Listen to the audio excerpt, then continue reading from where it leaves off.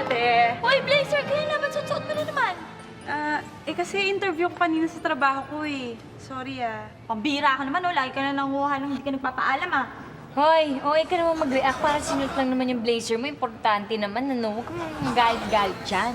Paano kasi ako pala mukha ng kapatid mo, lagi nila kinukuha yung mga gamit ko. Aba, mas makapal mukha mo, no? Tingnan mo nga yung ginagamit mo, manicure set ko, pati kayong dalawa, tsaka yung salawal ko, barin mo nga. Suot ka. Aba, at bakit? Bakit pati yung blouse ko suot mo, ha? Tunay ko lang.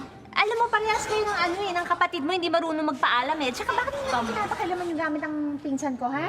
Kasi nga wala pa akong pambili ng damit. Alangan naman pumunta ako dun sa ina-apply akong trabaho ng mukhang gusgusin, di ba? Ikaw nga suot mo yung duster ko, hindi ka nga nagpaalam sa akin eh. Hoy, wag mo namang isumbat yung duster mo. Nakita mo ba yung duster mo, oh? Mukha ng trapo. Pwede ba? At saka, wala pang pakialam sa'yo kahit na mukha kang gusgusin eh. Basta huwag mong gamitin yung blazer ko. Hayaan mo sa unang sweldo ko, saksak mo sa baga mo, bibili kita ng maraming damit. Swap mo. Aba, ikaw pang matapang ngayon. Teka, mukhang delikado tayo dito. Mga klepto yata yung magkapatid na yan. Hoy, sandali. Magkaintindihan nga tayo dito. Klepto ka dyan, ha? Halika dito. Mag-usap pa alam. Halika. Kaya lang mukha ng gamit. Halika, mag-usap tayo. Kapal ng mukha mo! Ano ba nangyayari dito? Ano ba kayo? Paano naman magigme? Yan o. Kinuha yung blazer ko na hindi nagpapaalam. Kumain mo nga yung blazer ko. Sandali. Ano ba naman kayong apat kayo na nga magkakasama dito? Hindi na kayo nahiya sa akin?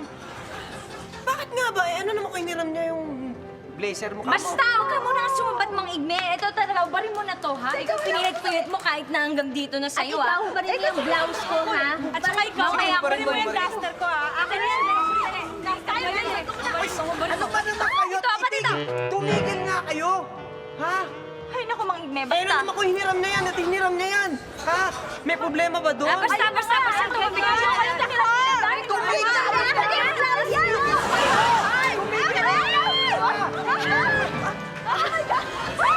Mga igme, bathing suit ko yan, ha? Ang tagal-tagal ko nang hinahanap yung bakit suot mo? Ayan. Kapal ng mukha, tapos di ka Bakit ba eh? Gusto ko tong bathing suit na to eh. Ano mo naman kung hiramin ko? Ang damot-damot mo naman. I love this bathing suit eh. It's mine. pupunta sa beach ba? Bumabagyo, beach. I like Ubadin, ano? This is mine. This is mine. Ah!